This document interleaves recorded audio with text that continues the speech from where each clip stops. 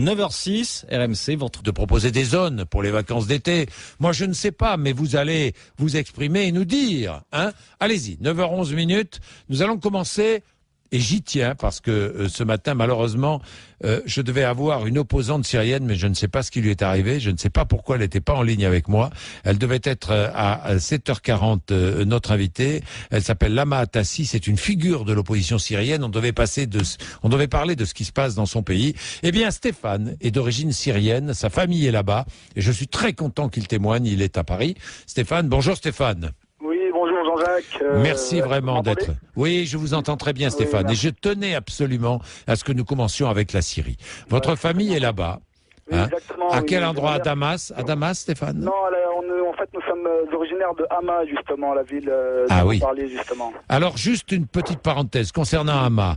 Il y avait, paraît-il, 500 000 personnes vendredi dans les rues d'Hama. Hama, c'est une grande ville, Stéphane? Non, justement, c'est ce que je trouve assez aberrant, puisque la ville représente en tout, avec ses banlieues, 500 000 personnes. Donc comment peuvent sortir 500 000 personnes dans les rues? Venues de partout, Stéphane. Venues de partout, c'est-à-dire, je vous dis que Hama et sa banlieue représentent 500 000 personnes. Oui. C'est une petite ville, à peu près la 5e ville de Syrie.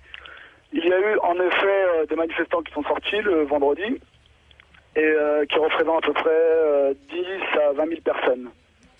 Pour vous, il n'y a eu que 10 à 20 000 manifestants? Exactement, 10 à 20 000 personnes qui se sont agglomérées au niveau de la place qu'on appelle Saht el-Arafri, ça veut dire la place du fleuve Oronte, oui. Et qui s'agglomèrent ici tous les vendredis en sortant de la mosquée.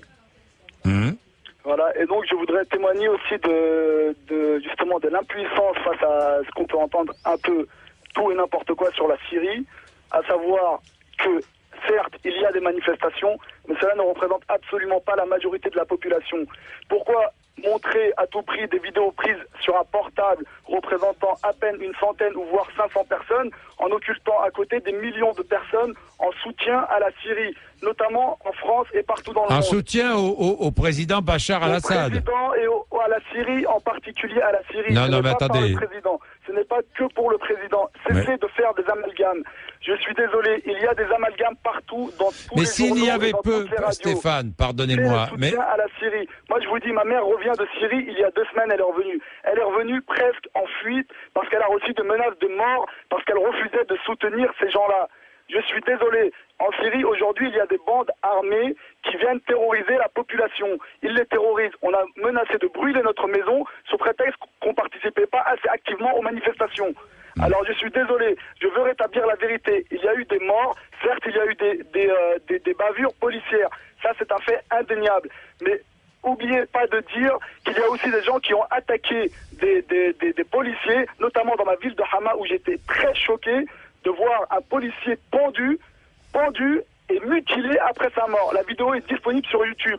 Et les gens ne s'en cachent pas. Il y a des gens qui meurent tous les jours de ces bandes armées, qui veulent à tout prix foutre le chaos en Syrie. Je suis désolé, cela ne représente pas du tout la majorité de la population.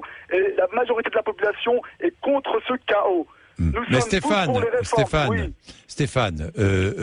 moi je veux bien croire qu'il y ait peu de manifestants et qu'il y ait peu d'opposants au régime syrien. Alors pourquoi est-ce que le régime syrien fait donner l'armée, les milices, la police je vais vous dire une chose. Quand on a 120 policiers qui sont tués en l'espace de 2 jours, il faut envoyer l'armée. C'est que l'effectif policier ne suffit pas. D'ailleurs, on peut le remarquer ici même en France, un pays qui se dit être démocratique, où on préconise d'envoyer l'armée à Sevran, une petite ville de banlieue, car la police ne fait plus face à certaines bandes armées. Alors je suis désolé, à un moment donné, il faut dire stop. Il y a des gens qui sont armés et qui terrorisent les populations. Je vous le dis, aujourd'hui, je devais descendre cette année en Syrie, je n'ai plus le courage d'y aller car j'ai peur des représailles. Car, tout ce qui est assimilé pro-régime ou je ne sais quoi est considéré comme un traître et donc puni de mort. Je suis désolé. Et tout ça... Si j'ai bien compris, on est puni de mort de tous les côtés en Syrie aujourd'hui. Non, je suis désolé, puisque regardez justement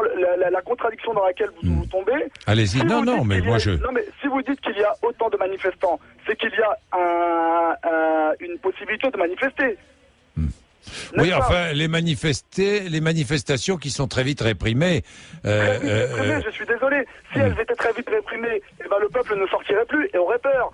Je suis désolé. Quand on attaque un policier, écoutez, dans n'importe quel pays au monde, lorsqu'on attaque un policier, il faut s'attendre à des représailles. Le policier ou l'armée ou qui que ce soit qui représente l'État est un endroit sacré. Peu importe le régime ou qui que ce soit, quel pays, on ne peut attaquer impunément un lieu appartenant au droit, au bien commun. Tout simplement.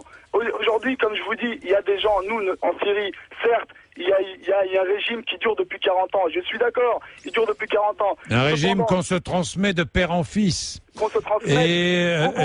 Et on s'enrichit.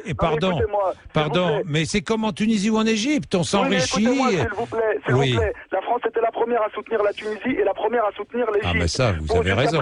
Jusqu'à présent, personne ne s'en indignait. Oui, ça c'est vrai. Je insister sur le fait que, pour l'instant, je n'ai pas vu de personnes s'insurger contre le roi d'Arabie Saoudite, tous les présidents sont membres de sa famille, vous avez raison. ou bien même tous les pays du Golfe. Or, ils sont décrits par le président Barack Obama comme un exemple à suivre. Ça, vous avez raison. Alors, je suis désolé. Au contraire, nous ne sommes pas un pays le plus démocratique du monde, mais on a quand même certains droits. Il y a quand même certains droits. De plus, j'aimerais ajouter, Monsieur Bourdin, que je suis extrêmement choqué que vous disiez dans vos propos des termes confessionnel du type le régime alaouite, le régime ceci. Je suis désolé. En faisant ça, vous ignorez totalement la composition de la société syrienne qui est une mosaïque de oui, les alaouites sont ultra minoritaires en Syrie. Ils ne sont pas ultra minoritaires, ils représentent 20% de la population. Cela étant, ce n'est pas une raison pour les stigmatiser et pour mettre... Non, mais je stigmatise pas, je dis qu'il y a des risques d'affrontement confessionnel entre les différentes familles. Attendez, c'est ce que je dis. S'il vous plaît. Oui. Le premier ministre actuel, Ahad El-Safar, est un sunnite. Tous ces ministres, la plupart sont soit sunnites, soit chrétiens orthodoxes, soit chrétiens maronites. Je suis désolé. En Syrie, on est un pays, en premier lieu, laïque. On est laïque. Vous pouvez appeler ça une dictature ou ce que vous voulez. On est d'abord laïque. Moi-même, qui suis sunnite, je soutiens. Je ne suis absolument pas d'accord avec cette bande de salafistes qui terrorise la population. Je suis désolé. Je suis absolument désolé. En Syrie, nous sommes multiconfessionnels. En Syrie, nous nous aimons les uns les autres. Entre chrétiens, il n'y a jamais eu de problème. Je vais tous les ans en Syrie et je n'ai jamais ressenti aucune gêne, que ce soit vis-à-vis des alaouites, que ce soit vis-à-vis des chrétiens. Mon meilleur ami est un chrétien. Ce n'est absolument pas un problème. Il ne faut pas mettre ça en avant, dire que c'est un régime alaouite qui sous-entendu aurait pris le pouvoir comme une espèce de mafia pour terroriser la population. Je suis désolé, ce n'est pas vrai. N'importe quel expert de la Syrie et qui s'y soit rendu vous le dira, ce n'est absolument pas vrai. Il y a une minorité, le plus, je voudrais ajouter que justement la minorité alaouite vivent dans des villages, dans les montagnes, alors qu'ils ne sont absolument pas en contact avec la population de notre région. Merci Stéphane, dans tous les cas. Merci, vous avez pu vous exprimer. La vérité, et merci à vous de m'avoir écouté. Merci Stéphane. Bonne journée. Au revoir Stéphane. Allez, ça va faire réagir, j'en suis absolument certain. Marie Régnier. Mais je vais prendre Jacques sur les